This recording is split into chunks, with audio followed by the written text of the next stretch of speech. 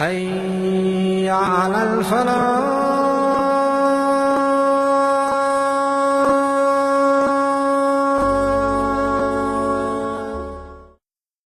யார் ஒருவர் ஃபர்லான தொழுகைகளுக்கு முன்னால் அல்லது பின்னால் 12 ரக்காத் அல்லது 10 ரக்காத் சுன்னத் தொழுது வருகிறாரோ, அதுல லுஹருக்கு முன்னால 4 2 4, லுஹருக்கு பின்னால 2, அந்த 12 லிஸ்டில் உள்ளது. அதே போன்று மகரிபுக்கு பின்னால 2 8, இஷாவுக்கு பின்னால 2 10, ஃபஜ்ருக்கு முன்னால 2 12. இதிலே லுஹருக்கு முன்னால 2 தொழலாம் என்று ஹதீஸ் வருகிறது. 2 தொழுதால் 10. இந்த 10 அல்லது 12 ரக்காத்துக்களை ஒருவர் ரெகுலராக தொழுது வந்தால், பயணத்தில் இருந்தால் தொழ தேவையில்லை. பயணத்தில் இருந்தால் அவர் ஃபர்லான தொழுகைகளை மாத்திரம் தொழுதால் போதும். இந்த ரெகுலரான சுன்னத்தை தொழ வேண்டிய அவசியம் இல்லை. தொழுவது சுன்னத்தும் அல்ல. ஒருவர் ஊரில் இருக்கும் போது இந்த 12ஐயும் தொழுது வந்தால் அவருக்கு சுவர்க்கத்தில் ஒரு வீடு கட்டப்படும். இதை கொஞ்சம் தனிமையில் உட்கார்ந்து யோசிச்சு பாருங்க. அல்லாஹ்வுடைய தூதர் சொல்கிறார்கள், வஹீன் அடிப்படையில் சொல்கிறார்கள். இது பொய்யாக இருக்குமா? இதுல நமக்கு சந்தேகம் வர முடியுமா? நிச்சயமாக வராது. அன்புள்ள சகோதரர்களே, பாருங்க நம்முடைய நிலைமைய. நம்ம 12 சுன்னத்தை பத்தி பேசிட்டு இருக்கிறோம். நம்ம இப்ப பேசுற டாபிக் என்னன்னு கேட்டால் 12 ரக்காத் சுன்னத். ஆனால் நம்மில் பெரும்பாலானவர்களுக்கு 5 நேர தொழுகையே இல்லை. இன்னா லில்லாஹி வ இன்னா இலைஹி ராஜிஊன். என்னதான் மனசுல நினைச்சிட்டு வாழ்ந்துட்டு இருக்கிறோமோ தெரியல. இந்த தொழாம வாழ்ற சகோதரர்கள் மனதில் எதை நினைத்து என்ன நினைக்கிறாங்க என்று உண்மையாக அவர்களே ஒரு நேரம் மீட்டி பார்க்க வேண்டும். நான் தொழாம வாழ்றேனே, நான் என்ன நினைச்சிட்டு இருக்கிறேன்? அல்லாஹ் இல்லையா? குர்ஆன் ஹதீஸ் பொய்யா? மௌத் என்பது பொய்யா? கபருடைய வாழ்க்கையை நான் ஈமான் கொள்ளவில்லையா? மறுமையிலே அல்லாஹ் என்னிடம் முதலாவது கேட்க போகிற கேள்வி தொழுகை தொழுகை என்று சொல்கிறார்களே, இது பொய்யா? தொழாதவர்களுக்கு அல்லாஹ் சக்கர் என்ற நரகத்தை தயார் செய்து வைத்திருக்கிறானே, இது பொய்யா? கொஞ்சம் யோசிச்சு பார்த்தாங்கன்னால் அவர்களுக்கே அவர்கள் செய்யக்கூடிய அசிங்கம் புரியும். அல்லாஹு தஆலா எவ்வளவோ நியமத்துகளை தந்திருக்கிறான் சகோதரர்களே. அல்லாஹ் தந்திருக்கிற நியமத்துகளை எண்ண ஆரம்பித்தால் நம்மால் எண்ணி முடிக்க முடியாத அளவு நம்முடைய சொந்த வாழ்க்கையில் அல்லாஹ் நிறைய நியமத்துகளை தந்திருக்கிறான். தேவண்ட உட்கார்ந்து பட்டியல் போட்டு பாருங்கள். உங்களோட 2 கண்ணும் கெட்டு போகும்போது கண்ணின் பெருமதி உங்களுக்கு புரியும். உங்களுடைய 2 கிட்னிகளும் பழுதாகும் போது அல்லாஹ் தந்திருக்கிற கிட்னியின் பெருமதி உங்களுக்கு புரியும்.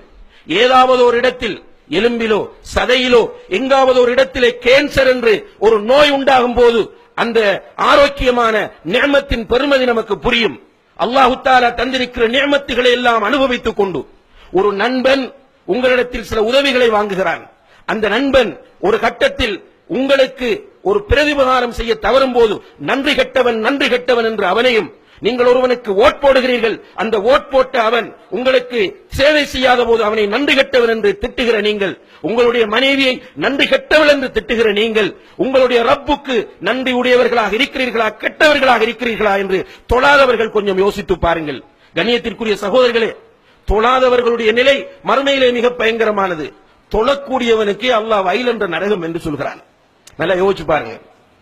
ஃபவைலுல் லில் முஸல்லீன் அல்லதீன ஹும் அன் ஸலாத்திஹிம் சாஹூன் அல்லதீன ஹும் யுராஊன்.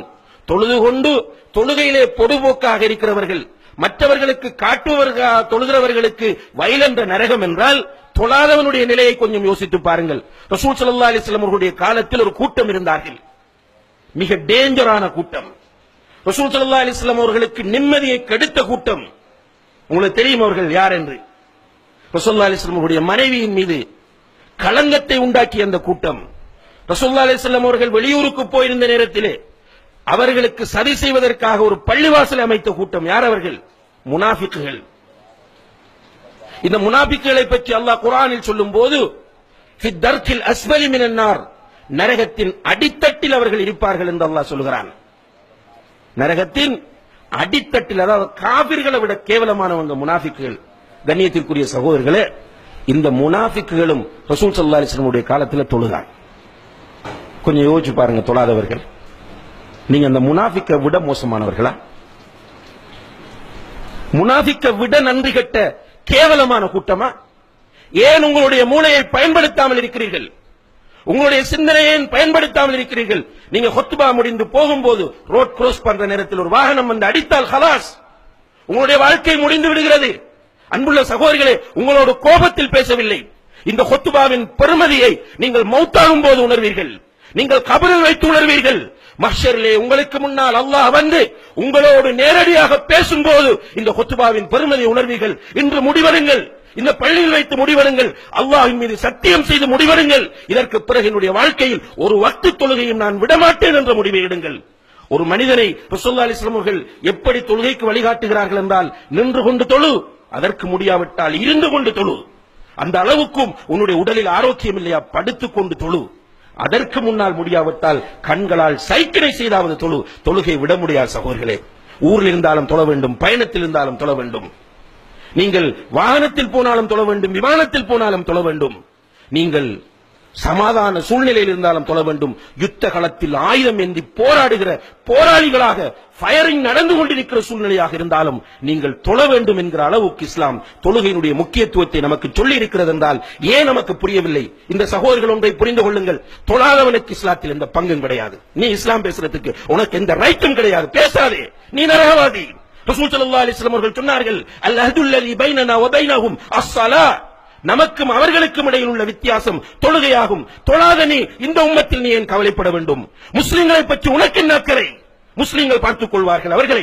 தொழாதவனுக்கு இஸ்லாத்தில் எந்த பங்கும் இல்லை என்று உமர் இப்னுல் கத்தாப் ரலியல்லாஹு அன்ஹு அவர்கள் சொன்ன கட்டத்தை கொஞ்சம் யோசித்து பாருங்கள். சாதாரணமான ஒரு கட்டம் அல்ல. உமர் ரலியல்லாஹு அன்ஹு அவர்கள் ஹிஜ்ரி 23வது ஆண்டு அவர்கள் கலீஃபாவாக இருக்கும்போது இமாமத் செய்வதற்காக சுபஹுடைய நேரத்திலே முன்னால் செல்கிறார்கள். சஃப்புகளை ஒழுங்குபடுத்தி விட்டு தக்பீர் கட்டும் போது பின்னால் இருந்த ஒருவன் சரமாரியாக அவர்களுடைய முதுகிலே ஒரு கூரிய ஆயுதத்தினால் குத்துகிறான். 6-7 தடவைகள் முதுகிலே குத்து விழுந்து விட்டது. உமர் ரலியல்லாஹு அன்ஹு அவர்கள் கீழே விழப்போகிறார்கள். இமாம் தக்பீர் கட்டி நின்ற இமாம் கீழே விழப்போகிறார்கள். பின்னால் இருந்த அப்துர் ரஹ்மான் இப்னு அவுஃப் ரலியல்லாஹு அன்ஹு கையை பிடித்து முன்னாலே இழுத்து விட்டார்கள் இமாமத் செய்யுமாறு. மக்கள் அவர்களை தூக்கிக் கொண்டு செல்கிறார்கள். வீட்டில் வைத்து அவசர சிகிச்சை நடக்கிறது. அவசர சிகிச்சை நடந்து கொண்டிருக்கும் போது மயக்கம், அவங்க யாதில்லை. உமர் ரலியல்லாஹு அன்ஹு அவர்கள் கண் விழித்து பார்க்கிறார்கள். நிறைய சஹாபாக்கள் சூழ்ந்து கொண்டிருக்கிறார்கள். அந்த நேரத்திலே முதலாவது கண்ணை திறந்தவுடனே அமீருல் முஃமினீன், ஹலீஃபா, ஜனாதிபதி ஃபர்ஸ்டா கண்ணை திறக்கிறார் மயக்கத்திலிருந்து. என்ன பேசணும், அவருக்கு என்ன சொல்லணும்?